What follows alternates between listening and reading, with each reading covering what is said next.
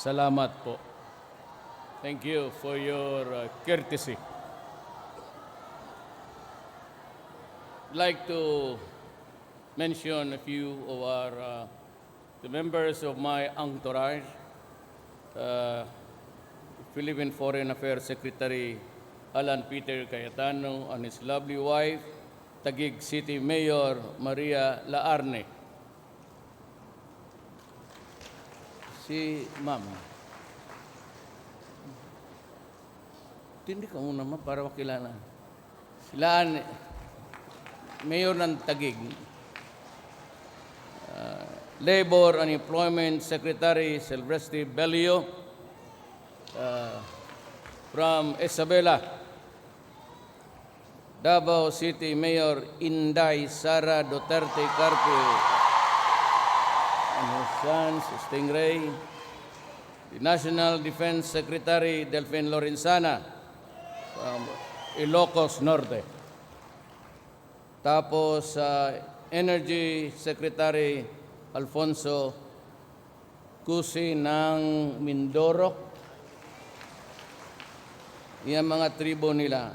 Chief Presidential Legal Counsel Salvador Panelo, Bicolano to. Presidential Communications Secretary Martin Andanar. Presidential Advisor Secretary Francis Tolentino. And Mindanao Development Authority Chair Dato Abdul Kahir Alonto. He's in Maranao. And wala ditong DTI.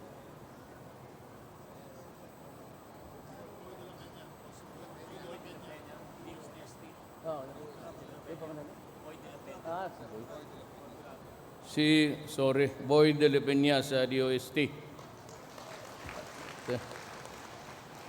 Hinahanap ko yung isa. Post absent. Yung DTI. Ang ating paboritong senador, si Bongo.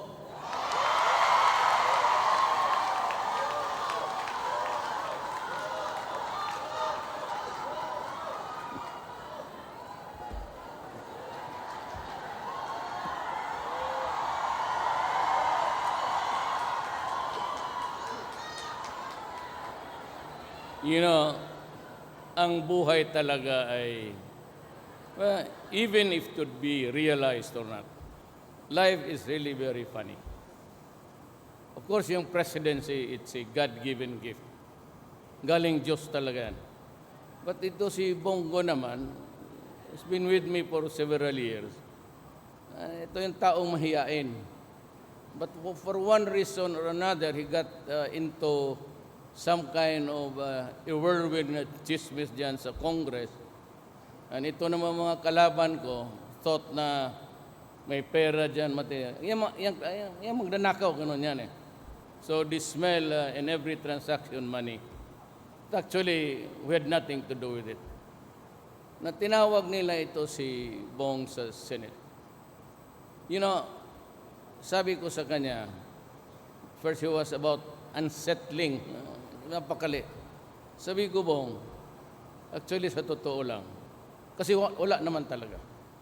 There is no business transaction, either sa train, sa bridge, or sa highway. It does not reach my table. Iniiwasan ko talaga yan. So ikaw ang sekretary ng labor, iyo lahat yan. Yung sekretary kaya ng DTI, iyo lahat yan. You sign the contract, you review the contract, make sure it is correct, or otherwise, you go. Ganoon lang ako, at marami na. Several of my cabinet men, ang masakit, they were my appointees. So, itong kay Bong, sabi ko, Bong, this is gonna be your ticket to being a senator. Matagal na ako sa politika eh. Once you harass a person, and that person is really very good in the eyes of the public, perception and otherwise, ginagawa mo lang hero eh.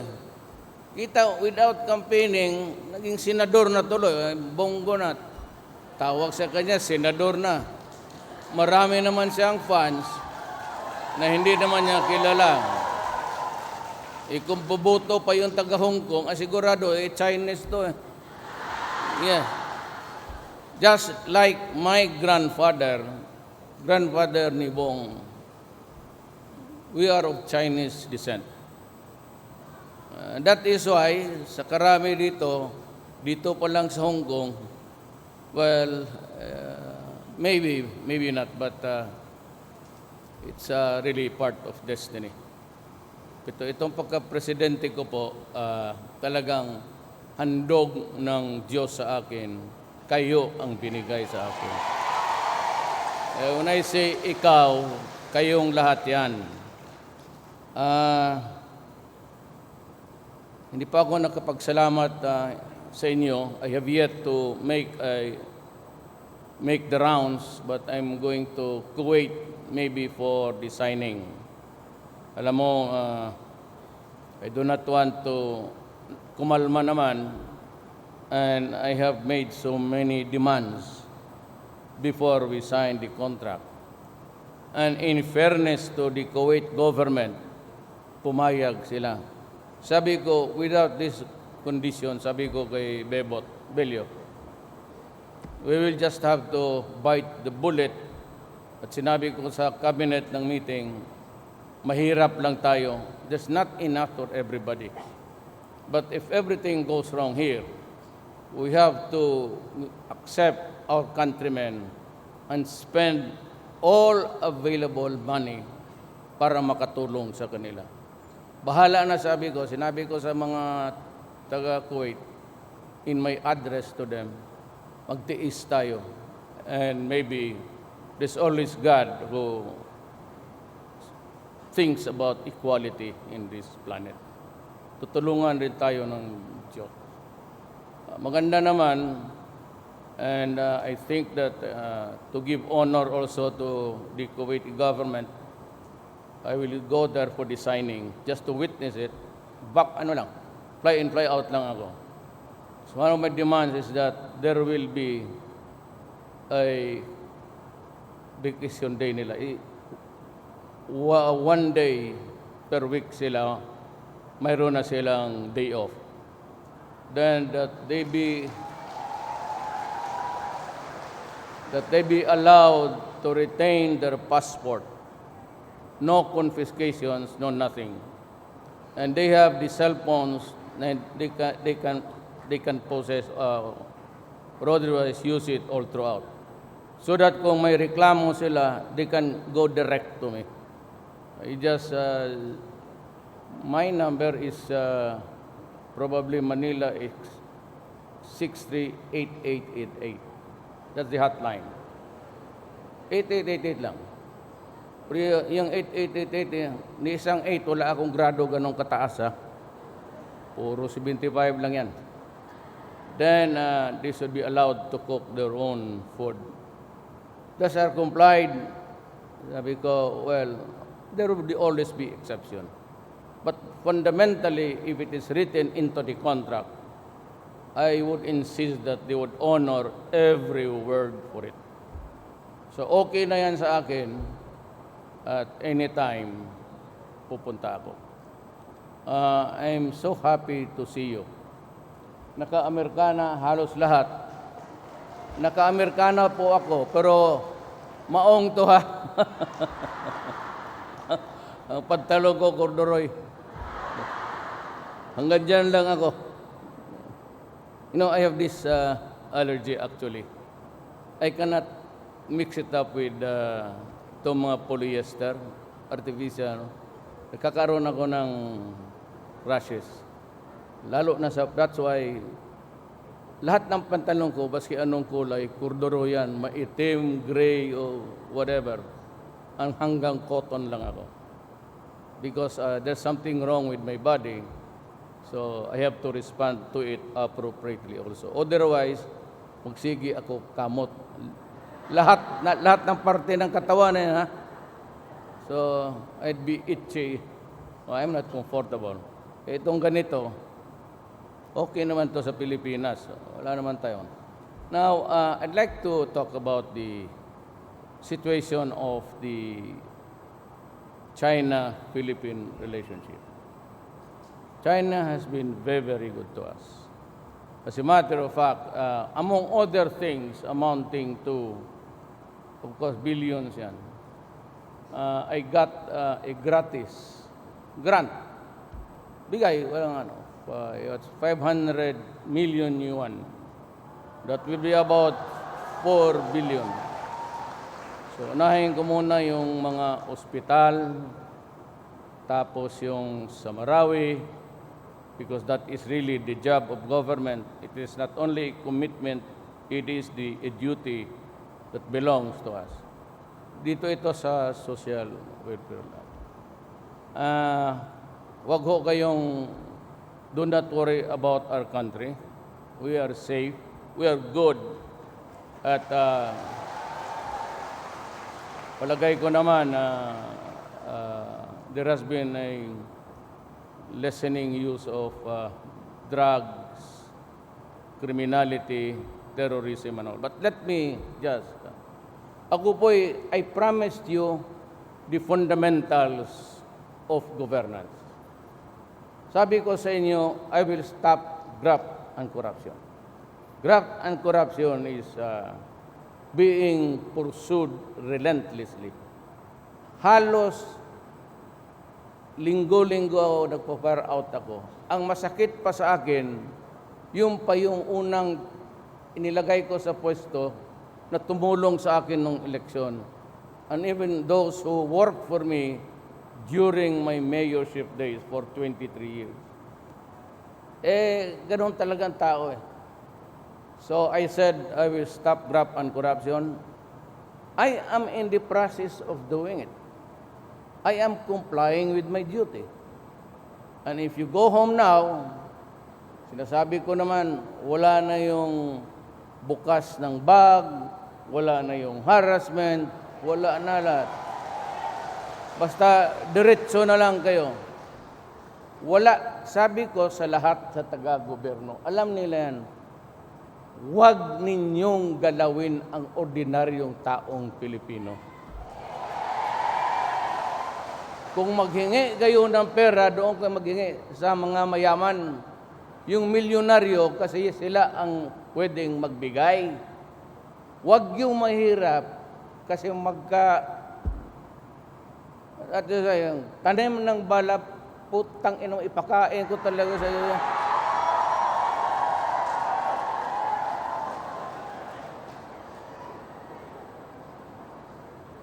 Sige ka tanim. Itanim ko kaya sa bituka ni putang ina. So all of these things, there was this bag that was open.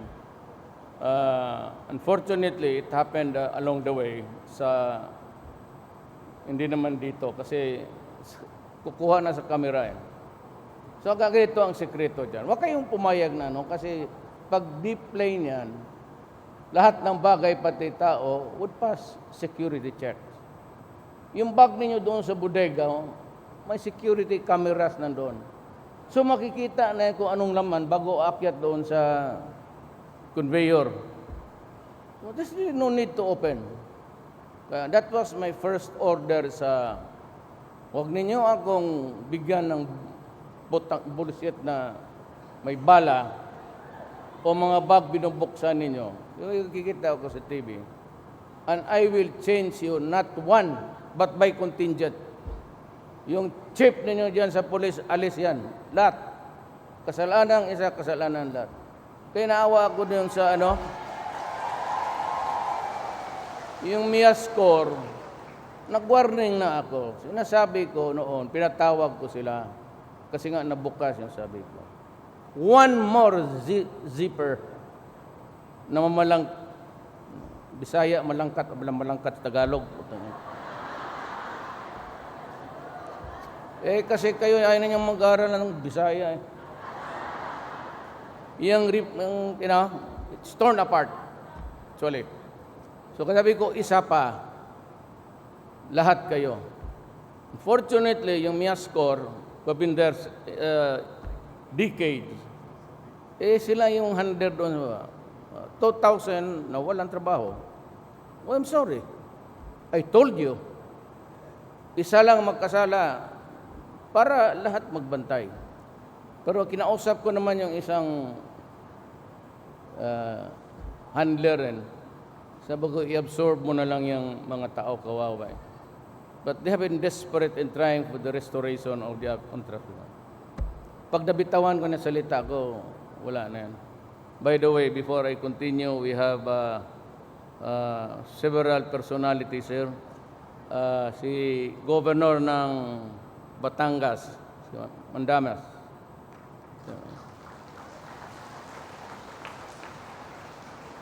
Ang mutya ng Ilocandia, Jaime Marcos. Then si West Gatchalian, ng Bulacan. Orag-orago ni si Villapuerte sa Camarines. Itong si Bertis, hawakan ninyo yan. Kasi yan yung lahat ang nagbigay sa amin the eye-opener of what the situation is really in the Middle East. Matagal nagtrabaho yan. OFW rin yan. Arthur Yap, then sa Development Corporation sa Agriculture.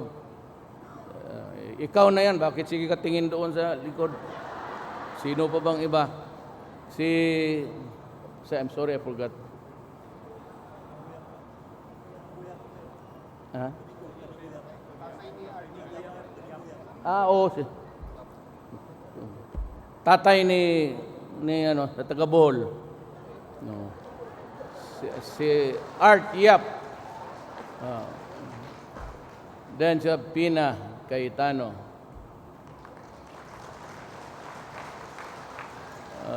Si Mocha.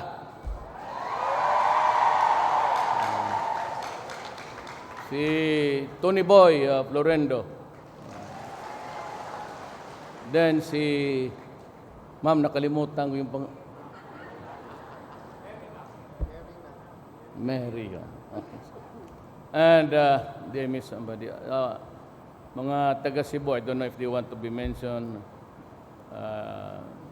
But ang balita ko na gustong mag-senador, and I think he would qualify for si Montolfo, the hard-hitting.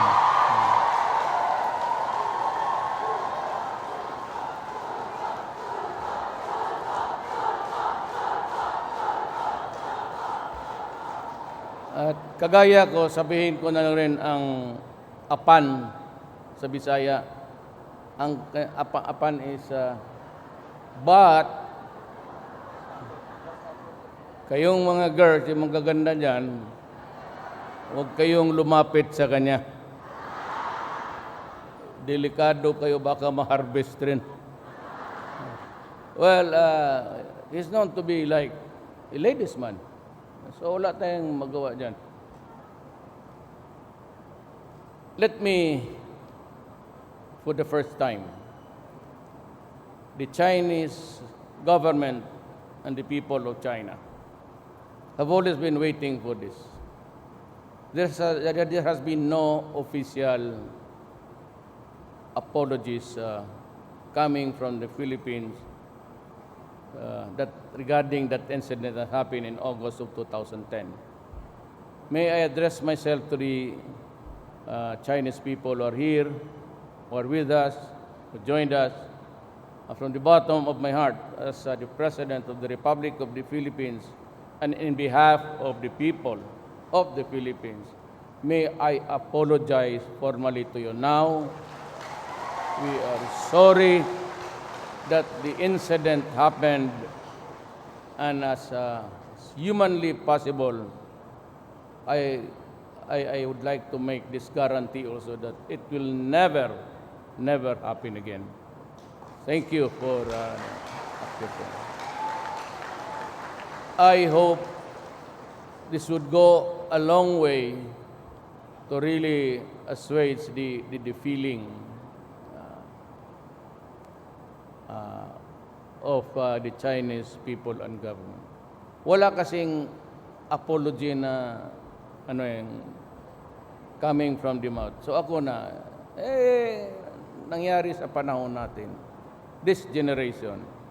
So it is only right that lives were lost under our jurisdiction. So what is really needed is just to say, we are very sorry. We apologize.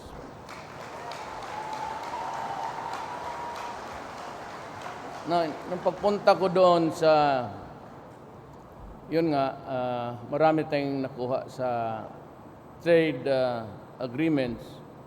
And this will, lahat ng train, lahat ng baka hindi matatapos sa term ko. But anyway, kung sino mang presidente,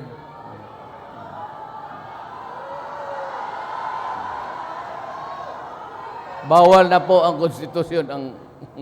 So hanggang, at saka by that time, matanda na ako. Then I promised you about corruption. Lahat sinabi ko, ginagawa ko na. Sabi ko, I will go after drugs. Kaya, sabi nila, mayroong mga human rights na kasi raw pinapatay ko. Mabuti pa kayo, alam ninyo. Basta ang sinabi ko, when I was mayor, I said to everybody, do not destroy my city. I am not a policeman, I am not a soldier, but I build my city. You destroy my city, I will kill you. You destroy the young, yung mga anak namin, you destroy their lives, and you destroy everybody. I will kill you. So, ngayon na presidente na ako, puro I will kill you. But that is precondition, I said. Do not destroy my country and do not destroy the young people of this. Alam mo, nasasaktan ako, talagang mag-emotional ako kasi anak lang ako rin ng mahirap. I know, ang nanay ko, my wife, OFW rin yan. Yung sa labas, halos did, and then, not all, but incidents of abuse, physical abuse, rape, brutality, and all hunger. Tinitiis nila yan because they have to remit the money to allow their children to continue with their education. And here you come, pag malaman ninyo na ang bata may pera steady, dinidiit ninyo niyan parang hanggang maluko. Yung ibang tinitiis of 5 years, hindi na nakauwi. Yung kausap ko kanina. Imagine, she left the Philippines when the child was born. The child is now 9 years old. May sakit na. Kaya sabi ko, umuwi ka. Yung mga ganun. Tapos, ang gawain mo sa bata, ganun na lang. Utang inong, hindi ko kita papalusutin. Hindi ka talaga bahala nung anong sabihin ng iba. I do not have to answer to anybody. Only to the Filipino people. So,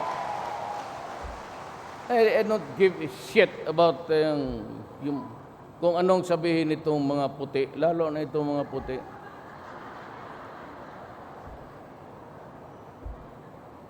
puting itlog.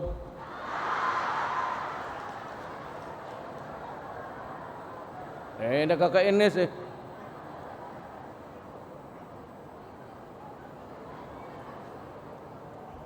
Alam mo na yung sinabi ko? Tanong lang kayong Bisaya kung ano yan. Look what happened. They have their own problem. They have declared a national emergency. And what did I tell them about 6 months ago? You know, you United States, don't,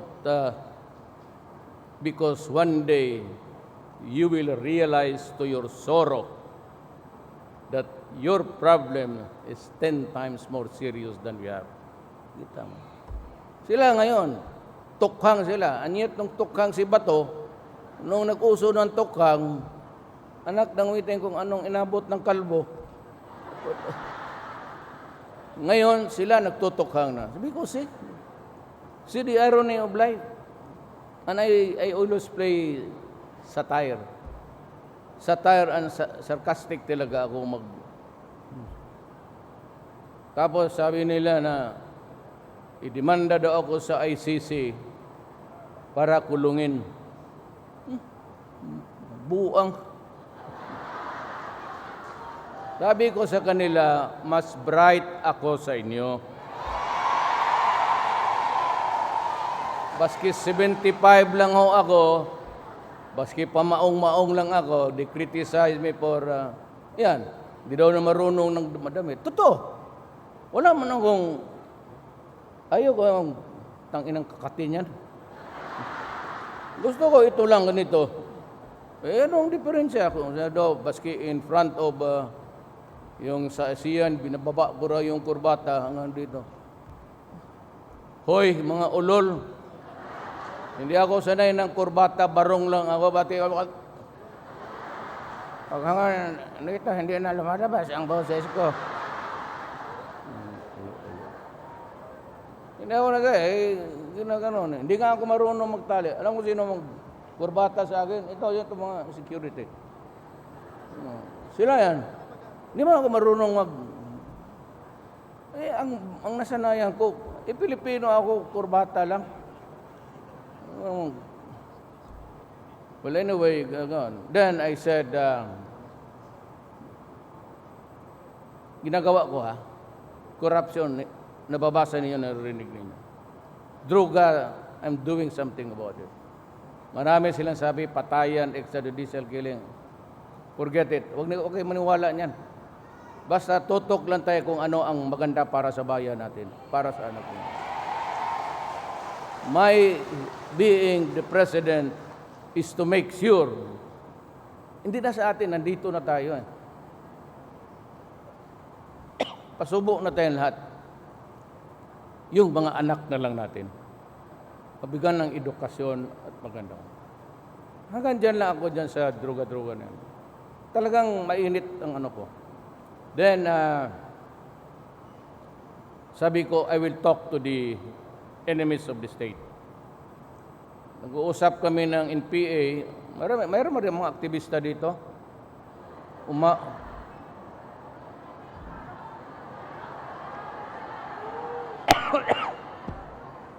Pero ano man nagawa ninyo para sa bayan? Kaya pag na-deport kayo, hindi ko rin tayo tatanggapin. Putang ina. You know, you must respect China, obey the laws here because it's good. And sabi ko noon pa, I do not intervene, lalo na sa lahat, basta krimen. So tayo sa Pilipinas, gano'n naman. We just behave, follow the law. It's meant to be good for everybody. And we are lucky, I said. Here is China not only helping us with the much needed money. Saan makita ito? I got 5 million. So that would, huwag kayong maniwala. Everything is accounted for. As I have said, wala akong transaction ng MRT, LRT, o yung mga bridges. Nasa kanila lang yan. Huwag kayong maniwala dyan sa mga transaksyon. Walang magtanong ka baski sino. Walang umabot ng mga promotion, military appointments, ganun. Pero I do not tinker with papers and transaction. Ayaw ko. Kasi yun ang minsan ang pitfall ng... Yan dyan mag-umpisa yung chismis eh. Huwag kayong maniwala ng mga loko-loko. Walang ginawa yan kung hindi sirain ang bayan natin. Kayo, maniwala kayo. Ako, thank you, I said, for giving me that overwhelming victory which contributed. I got 16 million, 6 of which was really my margin over my next opponent. So, yan lang, nakakahiya na kung hindi ako makadeliver. Kaya, bantayan talaga nila yung salita ko. Pag ako ang nagbitaw sa publiko, statement, pag magsabi ako na, hindi, natumba lang yan. We are all protected by, there are a lot of securities around. Pag ako ang nagsalita sa publiko, yan na yan. Hindi mo ako mapabawi. Hindi nga kaya ng nanay ko mapabawi ako, kayo pa. Totoo. That's why when the lady who was singing, You Raise Me Up, yun yung panahon na kasagsagang kasikatan ni Just Groban, and I was singing that song. Actually, yung kanta na yan has a religious flavor. It's an Irish tune, and in their fight for their freedom, the Civil War, yun ang kinakanta nila. Inabot na ng lahat na ano. Yung You Raise Me Up. May ang tune, not the lyrics, but the tune is You Raise Me Up. It's a song of hirap sa buhay. Hirap sila talaga noon because they rebelled. There was war. May religious So, dito tayo balik sa season. Medyo merong usapan kami, dyan ayaw tapos mag-usap. But there was a point when I had to say, I'm sorry. And that was, gusto nila coalition government. Nandi joint government. Alam mo, ang ating konstitusyon, kayo, nasanay kayo lahat na ang leaders natin are elected. Sovereign power, hawak ninyo, yung boto ninyo. Kayo tawag-tadiyo talaga kung ano. Even if you lose or make the wrong decision. O yan ang gusto mo. Yan, because that is the sovereign power that you hold collectively. That is sovereignty.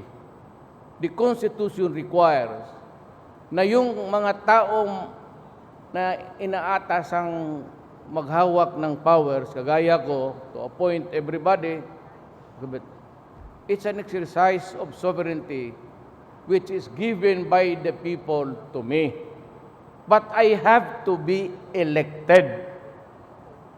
Hindi yan pwede na hindi ka, tapos di ka elected, makasali ka lang. Di talaga pwede yan. Sabi ko, out of the question. Talagang, I'm sorry. Pero ngayon, we have progressed a lot, and maybe in the coming days, we see new developments ahead. Yung dito sa MI pati MN, we're hanging on to the passage of the law, and Congress going to take it up May, matatapos raw. So yan. And then I said, ang panghuli ko is, I will not intervene in the financial activity of the government. I would leave it to the economic managers. Hindi ako makialam. You just decide what is good for the country. And I seldom, yung ano ko lang, nakialam lang ko doon sa importation sa rice. Was a bit confusing, sending the wrong signal. So I authorized si Jason. Sabi ko, go ahead and import without the need of an authority ng National Rice Council. Palagay ko, kung hindi ako nag-decide on time, medyo maggulo na ngayon. Sabi ko, sige, you import. Wala na yung council na yan. You do it next time, but not now. Because I recognize that the red flags were already there. So yan lang ang pinangako ko. Simple lang pinangako ko. Maraming dumating. Ayaw ko naman kasi mangako. Kasi baka hindi magkatotoo. The first thing I did was to go to China. Kasi, pag mataas na istorya. But parang niloko tayo ng Amerikano. Sabi kong ganon. Adi magpunta ako. Sabi ko, I come here. Sabi ni si Sashina, President Xi, it's okay. I can give you the arms. Puputok ng Puputok na yung Marawi. So, pumunta akong Russia. On the day nandoon ako, paglanding ko, pumutok nga. So, naipit tayo ngayon. Kulang ng armas eh. So, ito to explain to President Putin and to President Xi, sabi nila, libre. And to this day, to the credit of China and Russia, ni papel o pencil hindi naghingi sa akin until now. Kaya marami tayong utang na loob. We have so many favors received to thank China for. So all I ask is that we just follow the rules. And by the way, they will start to import 100,000 teachers. 100,000. English lang. Gusto ng China, lahat ng Chinese English speaking. So by the time na yung Amerika, hindi man nakabayad sa utang niya sa China, trilyon na. Pagdating ng mga Chinese doon, parang kanila na talaga, hindi sila man nangimago. Puro na sila English speaking doon. Ganoon eh. So 100,000, those of you who are here qualified to teach, you might also be given priorities. Nandito na kayo eh. Yung mga English teachers, marami kayo. So yun ang manggada na kuha ko. And many more. But I do not have the time. And I am sure that everybody of you gusto na rin mauwi kasi hanggang sa alas 6 lang ang binigay sa inyo. Alas 8. Hindi, ganito na lang. Basta we're doing all right, except for a few who undermining the government. I cannot talk about it because it's confidential. Because I know. Pero, sige lang. Hayaan ko lang muna na ganun. But there is always a time to respond to that. As of now, we are okay. Everything is good. What I can assure you is that corruption is to the barest minimum. Wala na yung mga kontratang bilyon-bilyon. Wala na yan. Yung mga kontratang MRT na mga bulok na. It's either you do your job or I fire you. Ako pa naman nang fire out. Alam, nandiyan yan sila. Diyan mismo sa Senate. Sinabi ko sa kanya, bullshit, I do not want to see you again. Get out of this room. Ganon kasimple. Inabot ako ng init ng ano. Sabi ko talaga, you go out of this room. I do not want to see your face again. Ganon ako simple Pero kung maganda ka na trabahante, you stay. You cook dinner for me and we will talk. Nawala si...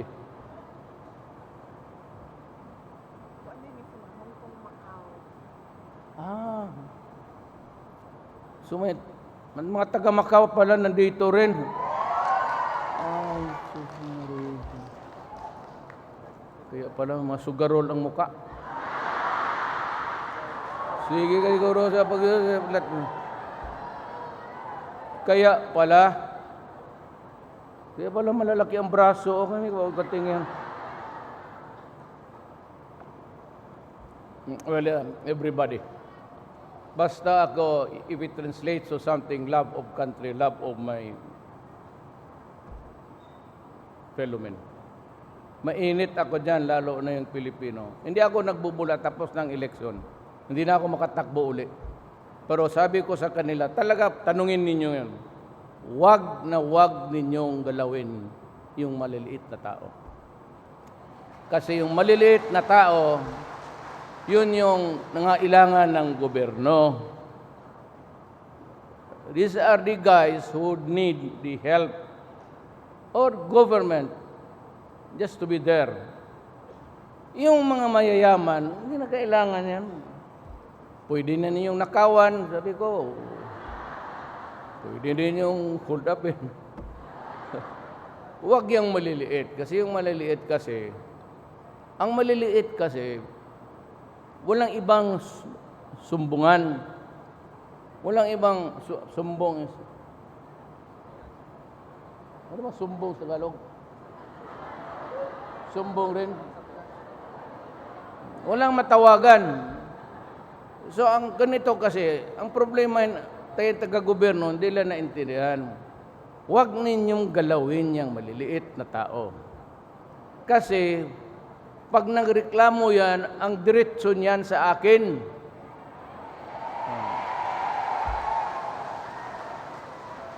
Hindi man niya mapunta sa pare, kaya kuliktahan pa yan ngayong linggo. Maglipat na lang kayo ng reliyon, buti pa, totoo lang. Meron akong chapter dito, bago, sinaset up ko. Iglesia ni Duterte. Yan, walang bawal, lahat na gawin mo.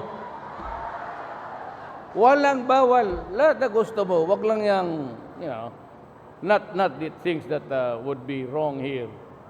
You're not supposed to do that. Observe the law. China loves us, we love China, and we have this enduring friendship. At least for my time. So, ganon lang yan. Now, that's the philosophy behind it. Tignan mo. Hindi siniper, nasira lang yung zipper, o tignan mo ano nangyari. 2,000 walang trabaho.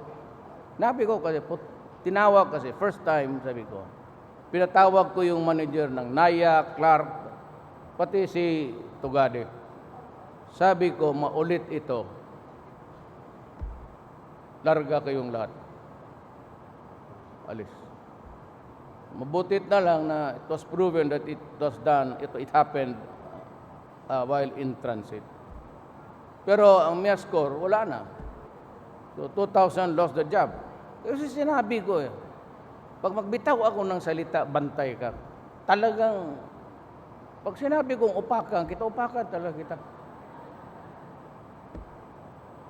Wala ako. As I understand you, sabi ko nga, let him, my partner now is an OFW. Pero pareho lang tayo dito. Kaya kung ako na hindi na mayor, na gobernador, ay na presidente na, magkita-kita tayo dito.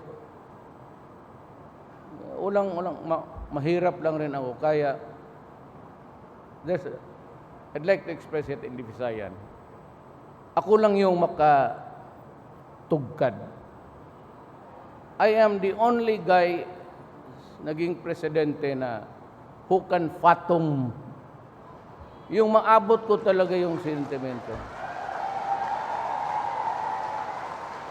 Nung mayor pa ako, napaka-stricto ko, hindi ako tumatawa. Alam ng tao, stricto ako sa Davao. Pero pag nandyan ako, magmura ako kung okay lang sa kanila. And they liked it because stickler for discipline. So with that message, kung ano man ang kung kayong mga taga Davao, you can always go to Inday.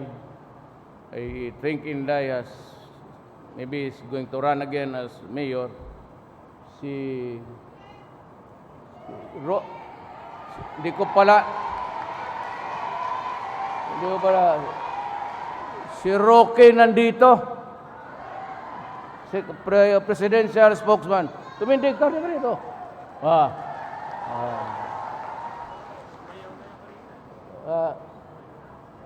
Bantay ka dyan, kaya kung magipag-awa yan,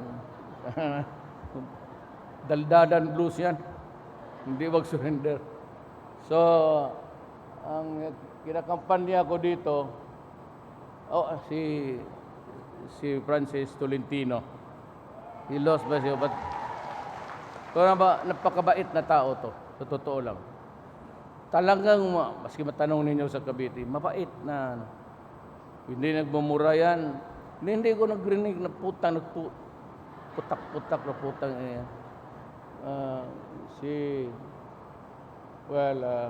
Tabakero. Anyway, ang aming pasyonista yung isa Panelo. Makatataba. Kita mo.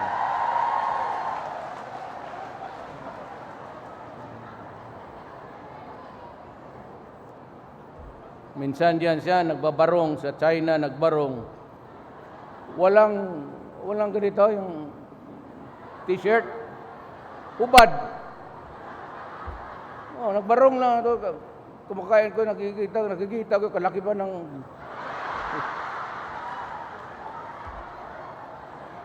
nagtatawag pansin lang yan para, ewan ko. Guro. Pero pasyonista talaga yan. Bantay ninyo.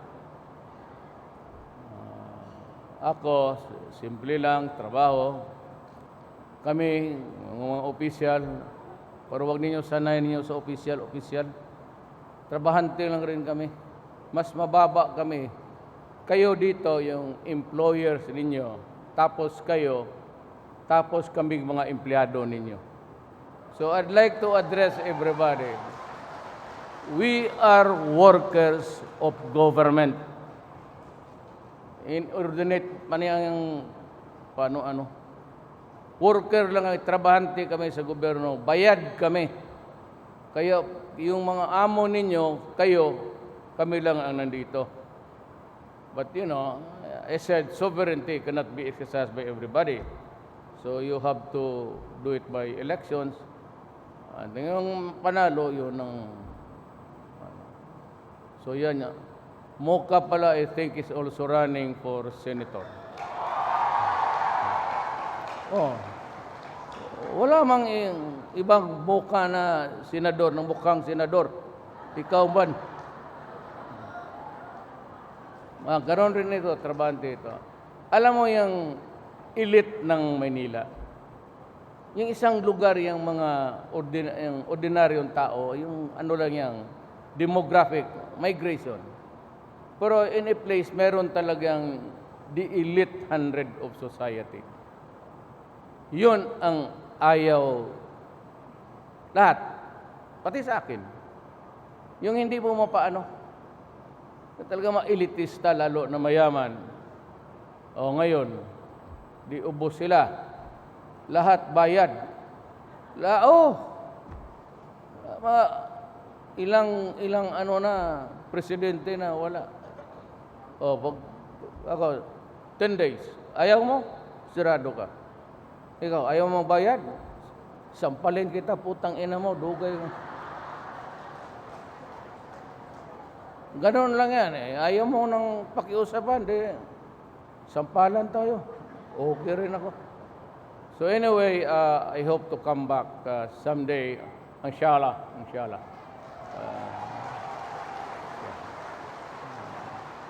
Nanay ko kasi mestiza Maranao. Tatay ko Chinese. Lam ang my grandfather was Lam. But my grandmother was a half Maranao. So, okay ako magtingin ng tao. I look at everybody as equal.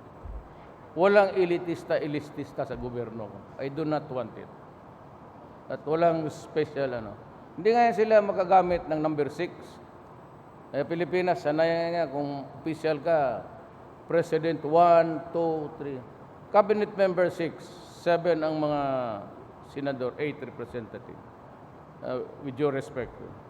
I do not allow the cabinet members to. No expensive cars. Sabi ko kay Belio, yung mga Mercedes-Benz mo, iwan mo. Magbili ka lang ng Wigo. Hindi, totoo. Kasi ito naman si taga Isabela to. Puro halos Ilocano to lahat talaga. Totoo lang. Delphin, Ilocos Norte, si yung Belio, puro Ilocano. Dalawa lang ata kaming Bisaya sa kabinete. Karamihan mga ex-military men. Kasi madali utusan. Hindi yan sabihin mo na pabor-pabor. Kasi minsan yung brio kasi, ang hina talaga. Hindi ako nang pag sinabi mo, ilang ka lang dyan, 6 years. Ilan na lang naiwan. Pag sinabi mo, gawain mo yan. Tinan mo Marawi, General Desario. Sabi ko, gawain mo, ilang bahay, kaagad. Nandyan. Yung iba, magkipagdebate pa sa iyo, anak, tumahimik ka kayo. Kaya karamihan yung mga ex-military, ayan, nagtatrabaho. Yang sa Boracay, reklamo sila, sinaranggo. Pag naligo, sino taga Boracay dito? Pag naligo, maganda lang ang beach kasi white. That's the only attraction. Amoy, yung hotel, ang drainage nandyan. So, nung punta ko ng eleksyon, ang baho yung hangin. Sabi ko to, amoy ito ng tao. Kaya sinirihan ko talaga. Because it will destroy the place forever kung hindi ko gawin. Wala nang pakinabang yung mga anak nila. So magawa tayo ng ibang beach. Ano naman si Arthur, ito, kalahati ng titatay niya, kalahati ng buhol kanila eh. Di, magawa tayo ng white beach doon. Jubos lang naman yan. I-jubos natin. Ugay pa din. Puti na. Yan ang 75. Pagka 75, gano'n lang ang solusyon. Hindi i-jubos mo. Bili tayo ng isang barkong jubos, paghalo. Kayong iba yan, ang mga valedictorian, valedictorian. Dito, sa PMA, si General Lorenzana, si valedictorian. North Cotabato ang nag-migrate niya. Pikit ka, sir, no? Parang. Bebot, Davao, but Isabela. Marami. Tabakero, I think is also an Ilocano. So, dalawa lang may halos Bisaya dyan. Pero yan ang composition. Walang, puro valedictorian yan, ha? Mga bright yan. Puro, nakalinya yan, 90 yan sila. Ako, 75 lang. Ang problema ngayon, yung mga valedictorian, trabahante ko lang. Kaya yung anak ninyo, wag mo na masyadong kaya ng nanay ko. Na pagdating ng grado, bagsak ako lahat, bugbog ako sirado. Maganon pa sa altar. Ito, kaya yan si Hesus Kristo. Talagang kilala ko nakaganon niya noon. Tapos sa katagalan ko kasi kanya, gumanon sa akin, no? Sabi niya, mabuti ka pa, matapos ka lang, ilang oras ka lang dyan. Ako dito po, nakadala ka na. Kaya nakaganon na isang kamay, kaya pagod na. Now, if you believe in God, there's no need for any ceremony. Yan, at 73 years old, I have had my faults, plenty. But if you want an enduring and forgiving God, all you have to do is huwag ka nang magdaan ng mga pari-pari dyan. Wala walang pakialam kung anong kasalanan mo. Mag-i-enjoy patuluyan. Oh, go ahead, go ahead, go ahead. What else? Enjoy pa. Go to God straight.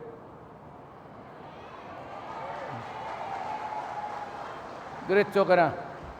Pero kung may gusto kang mga marunong magsalita, you go there for the words of wisdom.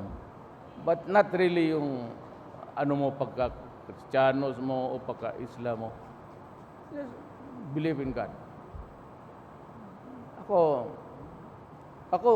maski saan, dala ko ang simbahan ko. Alam mo ang simbahan ko? Sa totoo lang, kayo. Totoo. Kaya, ako, trabaho. Tignan mo. Look at again. I would like to remind you. Think of it. Sleep on it. Ano ang walang kulang ako? Corruption? Alam naman ninyo ba? Drug? Ayan, makukulong na lang ako eh. I'm talking to the communists. I'm talking to the Muslim insurgency problem. Tapos itong pagkisama ko ngayon sa lahat, especially with China. So with this, I'd like to thank you for your presence. Most of all, I'd like to thank people and the government of China for being so good to us. Maraming salamat po. Ngayong gabi kaninyong tanan.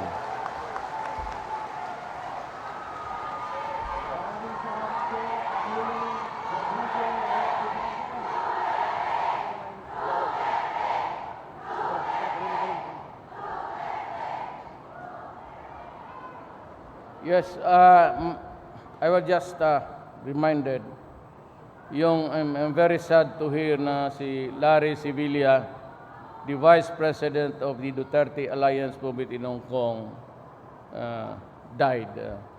Nandoon na ba sa Pilipinas? Na-meet ni Mayor Sara, i-condole lang natong pamilya daw. Nandito ang pamilya?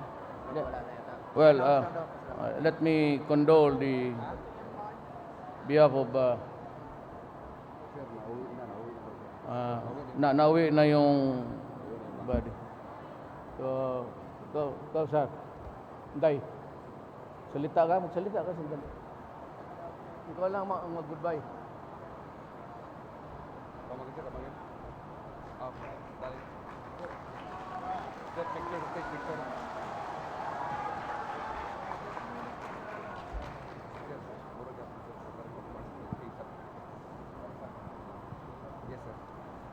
Mga kababayan,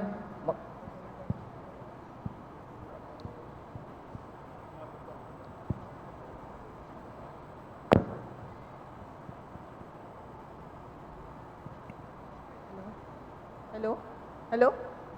Meron? Okay. Magandang gabi sa inyong lahat. Ikwento ko na ito sa inyo nung bumisita ako sa inyo para magpasalamat. Ikwento ko na naman ulit, very short lang. Nung panahon ng kampanya, tawag yung Duterte Alliance for Hong Kong nung time na mag-perform si Yusek Mocha Unson. Ini-invite ako para magbigay ng mensahe sa inyo at mangampanya sa inyo.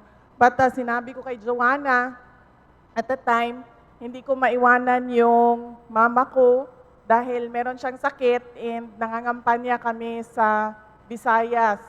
Nakasakay kami doon sa bus and hindi ko siya maiwanan para to join you. And I said to Joanna, pinasabi ko sa kanya na manalo o matalo, pupunta ako para magpasalamat sa inyong lahat sa tulong.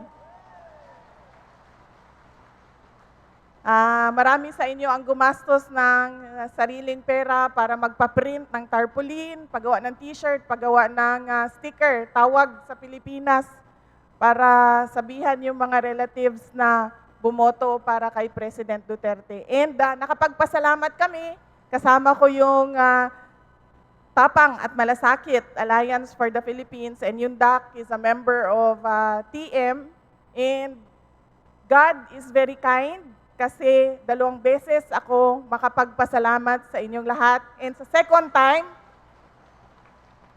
dala ko na ang ating presidente ng Pilipinas. And sinabi ko at ulitin ko, huwag nating kalimutan kung bakit tayo nagsama-sama noong kampanya at eleksyon ng 2016 para yon sa pagbabago at para sa ating bansa. Maraming salamat ulit sa inyong lahat.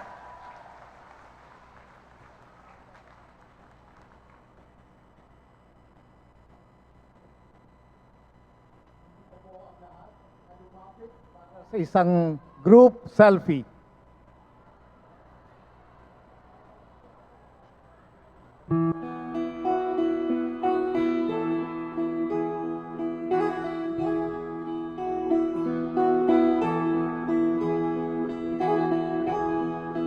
Ikaw ang Pangulo para sa pagbabago. Sawa na ang bayan ko sa magnanakaw na tao.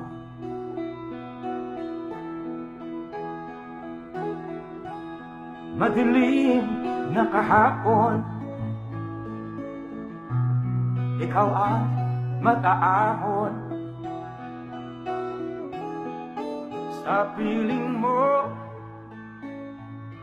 di ko mawawala ang korupsyon.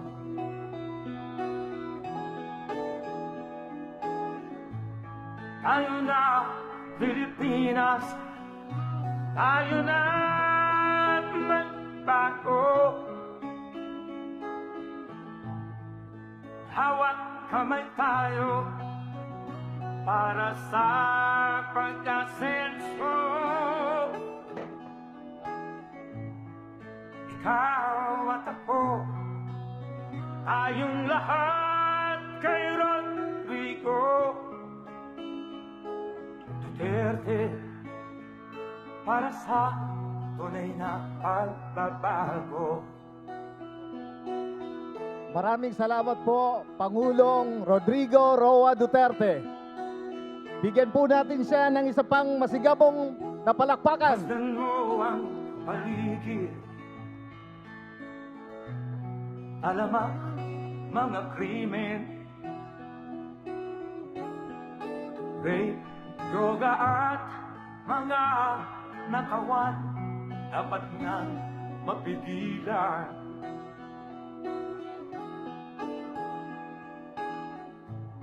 Tayo na, Maaari pong magbalik po muna tayo sa ating mga pwesto hanggang sa makalabas po ng ating venue ang ating mahal na Pangulo. hawak kamay tayo para sa pagkasenso. Ikaw at ako, tayong lahat kay Rodrigo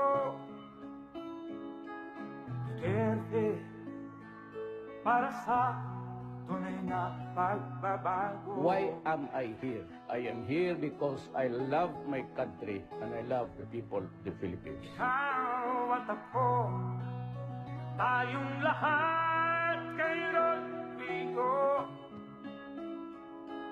Duterte para sa tunay na pagbabago.